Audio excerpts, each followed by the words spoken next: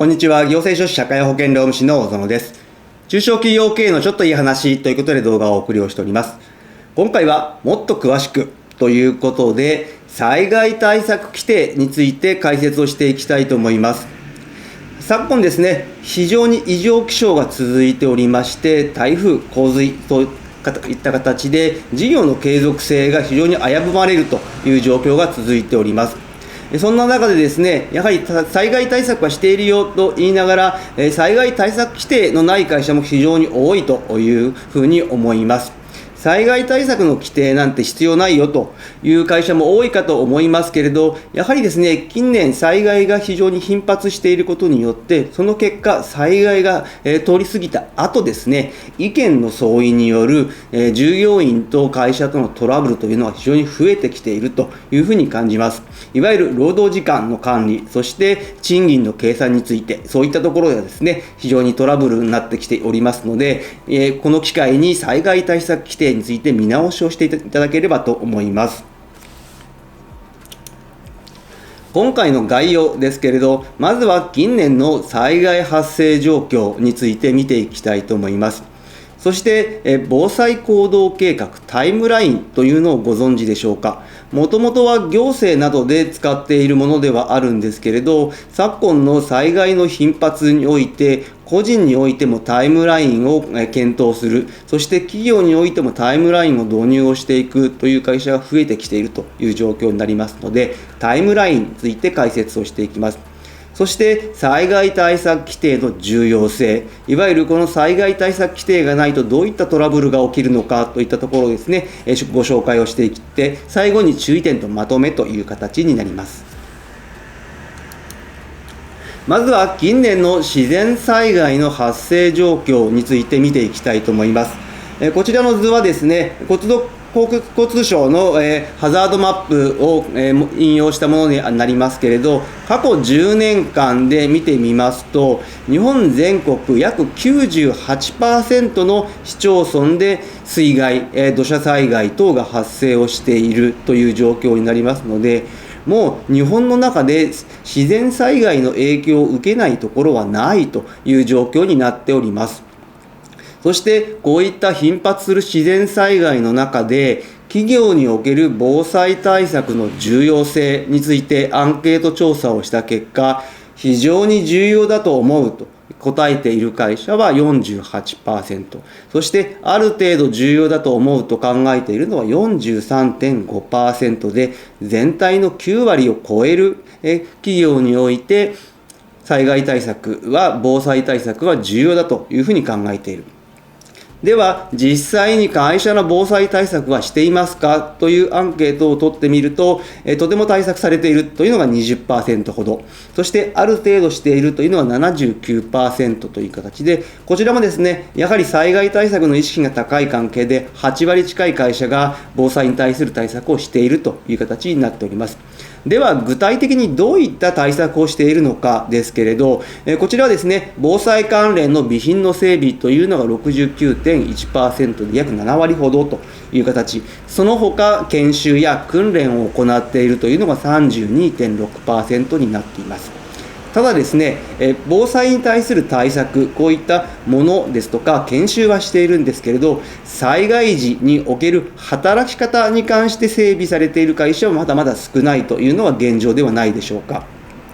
こういった中でですね、今個人間で見直されているのがタイムラインと言われるものになります。このタイムラインですけれど、災害発生を前提とした防災行動計画というものになります。一般的には国ですとか地方自治体を主体としたものが多いんですけれど、最近の災害の多発を受けて個人間ですとか家族におけるマイタイムラインと言われるものが注目を浴びています。そしてこのタイムライン、企業においても導入をする動きが非常に目立ってきている。多くの場合は初動対応までという形になりますが、このタイムライン、企業においても導入する企業が多くなってきます。では具体的にこのタイムラインどういったものなのかですけれど、まずは時系列において何をしていくかといったところを明確にしていくものになりますけれど、だいたい3日前ぐらい、そして2日から前日まで、そして災害の当日、そして災害が終わったその翌日という時系列で区分をしている会社が多い。そしてその中に縦軸として防災情報、最近は非常に早めにアラート出てきますので、どういった災害が起きうるのかといったところ、そして各部署の対応、ここはですね、個人間ではなく部署単位での対応という形になりますけれど、大体ですね、3日前ぐらいから部署間で協議調整を始めるだとか、2日から前日にかけては出勤時の対応の周知をしていく、また取引先対応をしていく、そして当日においては災害のレベルが様々ですので、警戒レベルに応じた対応というのを事前に周知をしていく。そして翌日においては安否だとか被害の確認を行う。こういった形でですね、各部署が災害のレベル、そして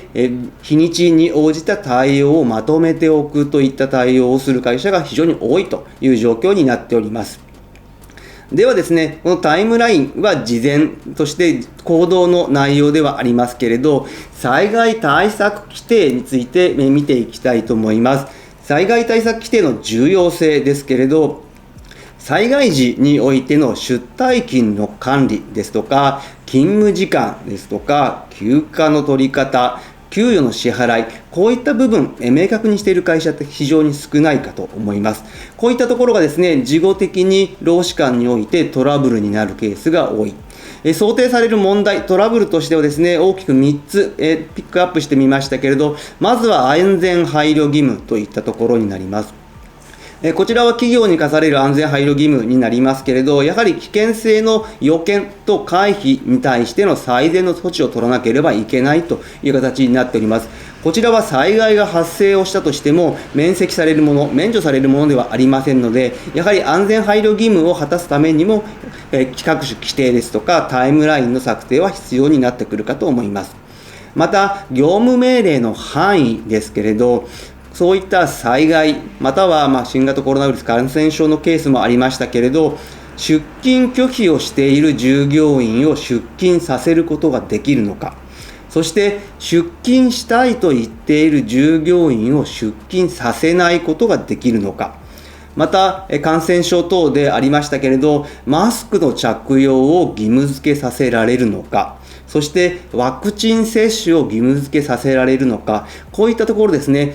業務として出した指示、ここどこまでが会社として指示できるものか、この範囲の明確化というのが災害対策規定を作る上で非常に重要になってくるというふうに思います。また、休業と補償ですけれど、こちらはですね、新型コロナウイルス感染症流行時に非常に多くありましたけれど、会社指示の休業というものが、それが不可抗力なのかといったところ、そして会社都合なのかといったところですね、この休業の範囲、定義、ここはですね、しっかり災害対策規定の中に盛り込んでいただいて、明確にしておかないと、後々ですね、ここの部分に関しては賃金の支払いに影響してきますので、トラブルになる可能性が高いという形になります。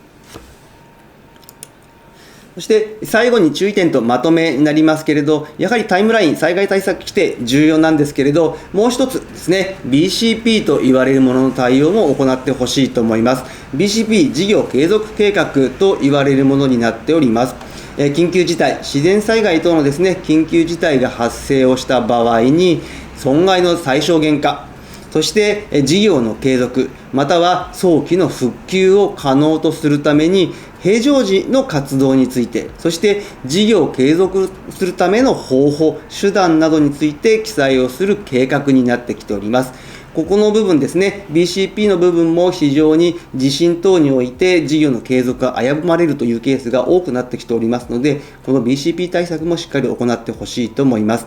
またこの BCP 対策を行う上では助成金というのもあります。BCP 実践促進助成金等ですね。こういったところがありますので、こういった助成金を活用すると、いわゆる停電時の発電機ですとか、あとはサーバー、そういったデータ保全に関して、あとは備蓄品、そういったものをですね、助成金を活用して災害に備えるということができますので、活用してほしいと思います。災害時に備えてですね、またテレワークというのも非常に重要になっております。テレワークをすることによって災害を各所に分散することで被害を抑えることができますので、テレワーク体制の整備というのも非常に重要。緊急事態において慌てないように事前に備えをしておいてほしいと思います。今日の内容が明日からの経営にちょっとだけ役に立つことを願っております。ご視聴ありがとうございました。それではまた次回。